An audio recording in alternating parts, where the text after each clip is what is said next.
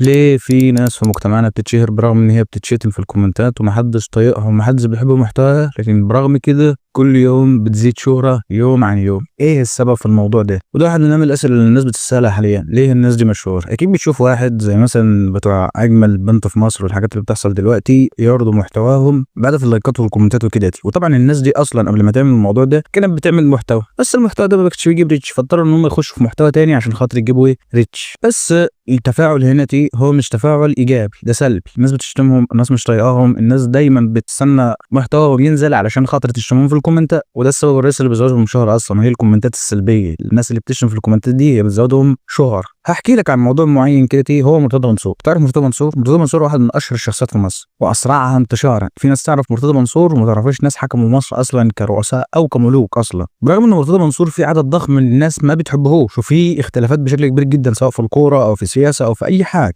لكن برغم من كده مرتضى منصور اشهر من ناس كتير سواء كانوا علماء او اي حد، برغم ان هو اصلا اغلب الشهره اللي شهرها بسبب المشاكل والخلافات والكراهيه من ناس تانية. وده بيلعب على حاجه اسمها البروماجندا السلبيه، ودي باختصار انك مش شرط انك تكون شخص محبوب، بل ممكن تكون شخص سلبي ومحدش بيحبك بس انت مشهور جدا. ودي الشهره اللي مشهور بيها ناس كتير اصلا مش كويسين. وده مش شرط ان هو يكون شخص سلبي، بالعكس ده ممكن شخص يكون بيعمل محتوى ايجابي ومحتوى تعليمي وبرضه بتطلع عنه شائعات، والشائعات دي برضه هي السبب الرئيسي في تزويد شهرته. واحد زي الدحيح مثلا، واحد من اشهر اليوتيوبر العرب في العالم كله، لكن هتلاقي ان السبب الرئيسي في شهرة الدحيح هو ان الناس بتطلع عليه ان هو ملحد. برغم ان الناس بتقول عليه كده، لكن الدحيح عمره ما برر ولا نفى ولا قال اي حاجه بسبب الموضوع ده. طب ليه؟ الموضوع ده اصلا هو واحد من الاسباب الرئيسيه في شهرة الدحيح. ليه؟ لما انا اقول لك ان الدحيح ملحد وانت اصلا ما تعرفوش، فتروح تدور على قناته فتستمع فتتعلق بيه فتفضل تتابعه وكده بيزيد الريتش.